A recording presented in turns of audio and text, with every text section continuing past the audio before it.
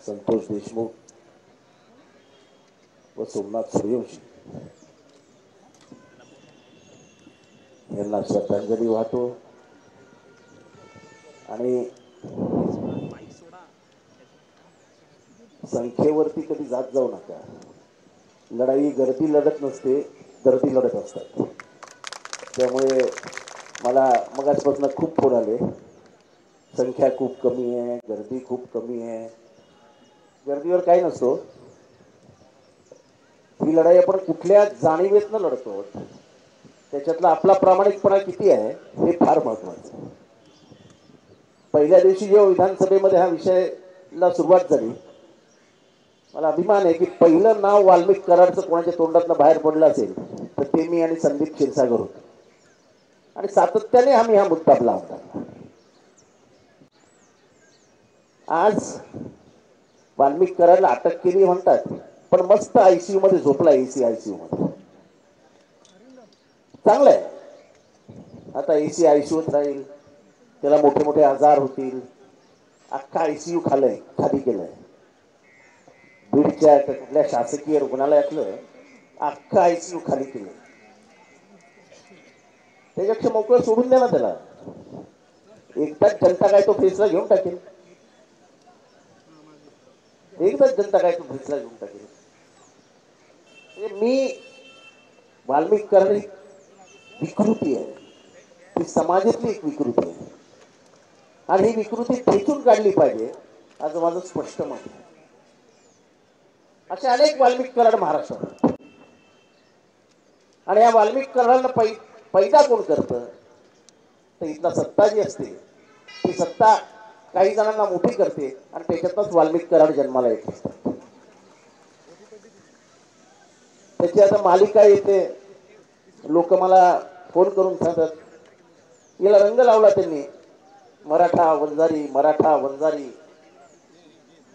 जेवढे खून झाले त्याच्यातले 70% वंजाऱ्यांचेच खून झाले, आणि जेवढे आरोपी आहेत त्याच्यातले 80% तर वंजारी जाऊ. कुठल्या वंजाऱ्यांची नीती आहे? जो बापू अंधारे खून खटलाय त्याच्यातली काय जी व्हिडिओ टाकलेली आहे मुंडेची, तो कोण आहे? वंजारी नाही. म्हणजे तुम्ही समाजामधल्या चांगल्या गुणवंत पोरांना मोठं करण्याच्या ऐवजी पैशाच्या ताकदीवरती गुन्हेगार तयार केले, हे तुमच्या लक्षात येत आहे का? आणि हा जो हक्क आहे, त्याचा जो हक्क आहे, त्याच्या राजकीय कर्तृत्वाची बहार फुलण्यासाठी म्हणून काम करत होता, आणि त्यालाच तुम्ही मंत्रिमंडळात ठेवून चौकशी करताय. कुठल्या सिव्हिल सर्जनची हिंमत आहे की माझ्याकडे ठेवू नका, त्याला कुठलाही आजार झालेला नाही, तुम्ही इथं काढा असं सांगण्याची? कुठे 4 डॉक्टर अजून तिला पाठवतील.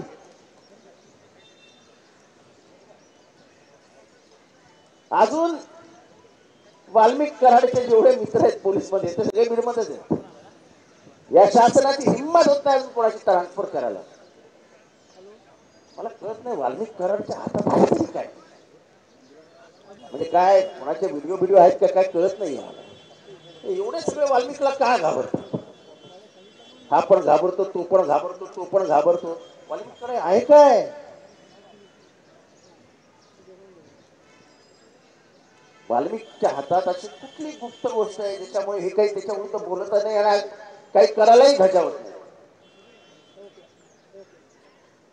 धनंजय मुंडेंचा राजीनामा ही आमची पहिल्या दिवसापासूनची मागणी आहे. चौकशी होऊच शकत नाही, होऊच शकत नाही. आणि असाच वाल्मिक कराड जेलमधनं हॉस्पिटलमध्ये जाईल, हॉस्पिटलमधनं जेलमध्ये जाईल, जेलमधनं परत हॉस्पिटलमध्ये येईल, आयुष्य आरामात आपली जिंदगी काढेल. कशाला मुक्का लावता लोकांना? मुक्का लावतात कशाला? ऑर्गनाइज क्राईम कुठून फेकण्यासाठी मुक्का लावतात. तुम्ही तर त्याला सोय करून दिली आहे, मोबाईलवरनं सगळे आदेश, आणि त्याचे आदेश पळणारे शासकीय यंत्रणा पण तैनात ठेवली आहे. त्यामुळे या 2 मुलांकडे बघितले की वाईट वाटतं की कसा समाज आपण बघतो. या समाजातल्या संवेदना संपल्या की काय अशी भीती वाटायला लागते. ही लढाई ही देशमुख विरुद्ध कराड अशी नाही आहे. ही बंजारी विरुद्ध मराठा नाही, ही माणुसकीची लढाई.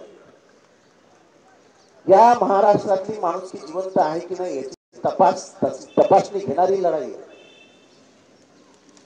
त्या पत्नी हत्या झाली आणि या हत्येच्या मागची जी काही कारण आहेत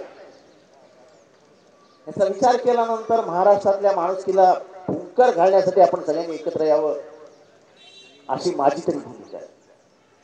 सोमनाथ सूर्यवंशी मी त्याच्या आईला इथनं सलाम करतो. पोरगा मेला, पण पोराच्या नावाने आलेले 10 लाख रुपये त्या माऊलीने परत पाठवले की माझा पोरगा परत द्या आणि त्याच्या गुन्हेगारांना आधी अटक करा. मला या पैशाची एक देऊन मला तुम्ही दाबू नका. तुम्ही नाही घेतली. आजही एकाही पोलिसावर कारवाई झालेली. माझा थेट प्रश्न आहे, उभ्या महाराष्ट्रालाही माहित नाही की सोमनाथ सूर्यवंशी मेला कसा. इथे असलेल्या कोणीही मला सांगावं की सोमनाथ सूर्यवंशीच्या मृत्यूचं कारण आणि तो मेला कुठे, सांगायलाच तयार नाही. मी हा विधानसभेमध्ये प्रश्न लावून धरला की सोमनाथ सूर्यवंशी मेला कुठे. तर कस्टडियल डेथ असेल तर मग जो इन्स्पेक्टरच्या कस्टडीमध्ये तो मेला तो इन्स्पेक्टर अजून ड्युटीवर कसा. पण माझं एकदम स्पष्टपणाने सांगू शकतो की it is not a custodial death. Somnath Suryavanshi हा मॅजिस्टेरियल कस्टडीमध्ये. मॅजिस्टेरियल कस्टडी म्हणजे जेल. आणि जेव्हा जेलमध्ये माणूस मरतो आणि त्याच्या अंगावर जखमा असतात त्याचा जो पोस्टमॉर्टम रिपोर्ट आहे तो माझ्या अजूनही मोबाईलमध्ये आहे. त्याच्यामध्ये मल्टिपल इंजरीज आणि शॉक हे दिलेलं आहे. म्हणजे ते मारहाण झाल्यानंतर त्याला जो धक्का बसला त्याच्यातनं त्याचा मृत्यू झाला. पण ही मारहाण झाली कुठे, हा मृत्यू झाला किती वाजता. या विधानसभेत उत्तर देत असताना माननीय मुख्यमंत्र्यांनी मला सांगितलं, म्हणजे विधानसभेला सांगितलं की त्याला श्वासोच्छवासाचा त्रास होता. मी त्याच्या घरच्यांना विचारलं तर असं कुठलाही त्रास नव्हता. बाबा कुठल्या डॉक्टरची औषधं चालू होती का, कुठे चालू नव्हती. ही सगळी जातीयवादाची लढाई आहे. इथं वाढत चाललेला मनुवाद ह्या बहुजन समाजाचा जीव घ्यायला निघालेला आहे. आणि इथला मुजोर सत्ताधारी हे मनुवादाला फुंकर घालताय. आपल्या हे लक्षात येत नाही की हे जात वर्चस्ववादाची जी लढाई आहे त्याच्यामध्ये आपण कसा मार खातो. अक्षय शिंदेला मारला, इतक्या निर्घुणपणाने हत्या होणं हे म्हणजे खरोखर शासकीय यंत्रणा जेव्हा पोलिसांमध्ये हस्तक्षेप करायला लागते तेव्हा पोलिसांनाच बदनाम करते. अक्षय शिंदेला ज्या अंतरावरनं गोळी मारली त्या अंतर बघितल्यानंतर हास्यास्पद होतं. त्याच्या हाताला बेड्या होत्या असं म्हणतात. मग तो कुठला रिव्हॉल्वर काढणार, कोणाच्या खिशातला रिव्हॉल्वर काढणार, कुठनं ओढणार. आता तर हेही सिद्ध झालं की त्या रिव्हॉल्वरवरती अक्षय शिंदेच्या हाताची निशाणीच नाही.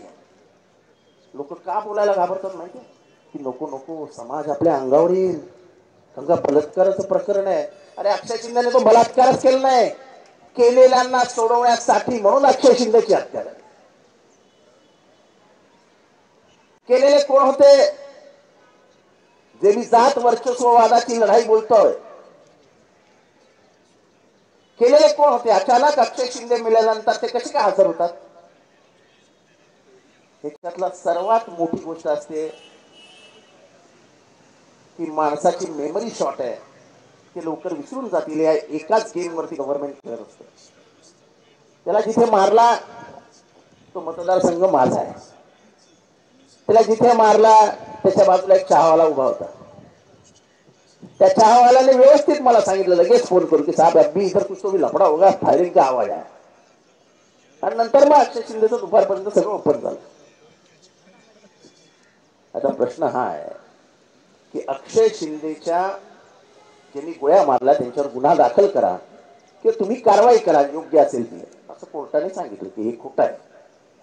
त्याची हत्याच झाली, हा मर्डर आहे आणि हा काही एन्काउंटर वगैरे काही नाही असं.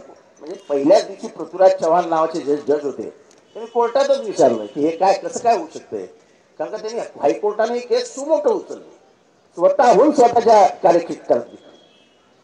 प्रश्न हा आहे, अजूनपर्यंत गुन्हा दाखल झालेला नाही अक्षय शिंदेच्या प्रकरणात. संजय शिंदे सारखा ज्येष्ठ पोलीस अधिकारी एखाद्या पोलीस व्हॅन मध्ये बसून जातो, तरी त्यांना पोलीस माहित नाही किंवा पोलीस यंत्रणा कशी फिरते माहित नाही. त्यांच्यासाठी ठीक आहे, आम्ही एवढ्यापासून पोलीस बघतो आणि एवढ्यापासून मुंबईचा गँगवॉर बघतो.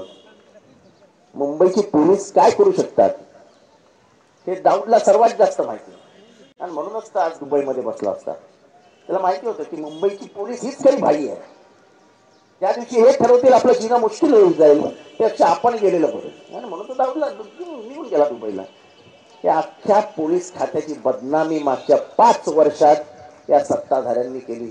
कारण का एवढा हस्तक्षेप पोलीस यंत्रणेमध्ये, पोलीस एकही काम स्वतंत्ररित्या करू शकत नाही. खोटे गुन्हे दाखल करा, खऱ्या गुन्ह्यांचा तपासच करू नका. करायचा असेल तर तुमची बदली होईल. मी उदाहरण देतो. आमच्या इथे एक मर्डर झाला. एक इमानदार इन्स्पेक्टर होता, नितीन ठाकरे. तो त्या मर्डरचा मागोवा घेत आरोपीपर्यंत पोहोचला. आरोपीला रात्री अटक करणार हे बाहेर समजलं.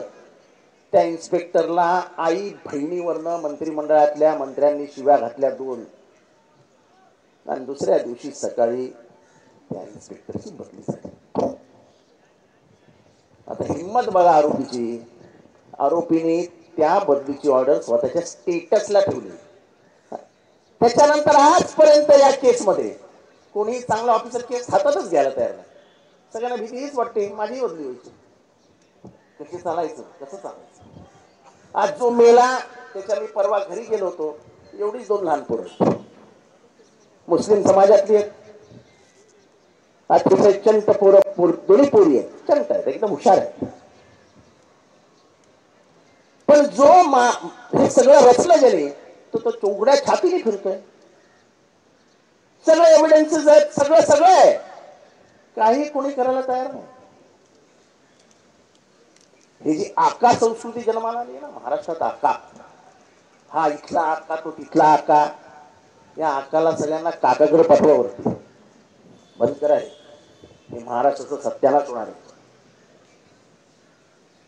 वंजारी समाजाची ओळख म्हणजे काय?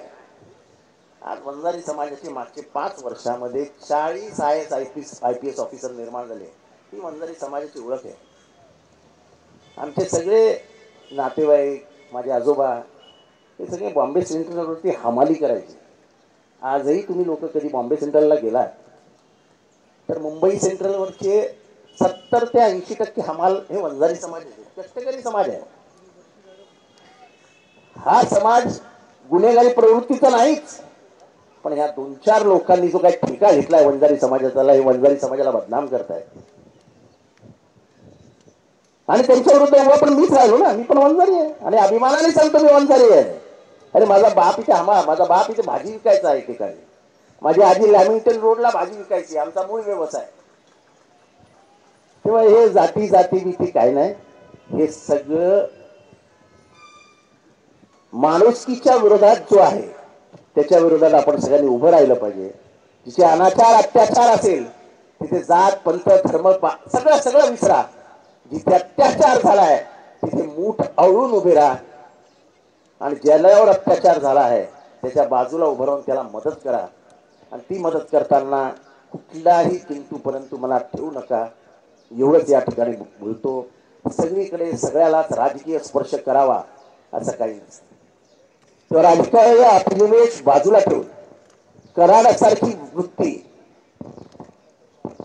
सोमनाथ सूर्यवंशीला मारणारी पोलिसी वृत्ती, या दोघांविरुद्धही आपण एकत्रित लढलं पाहिजे. ही विकृती आहे, ही विकृत संपवण्यासाठी महाराष्ट्राला जागा करूया, एवढंच बोलतो. इथेच थांबतो. परत एकदा न्यायाची लढाई जोपर्यंत न्याय मिळत नाही आम्ही थांबणार नाही, एवढी ग्वाही कुटुंबियांना देतो. कजा की तो. जय हिंद, जय महाराष्ट्र, जय भीम. अर्थातच साहेब, आकाचं तुम्ही नाव सांगितलं. आकाच्या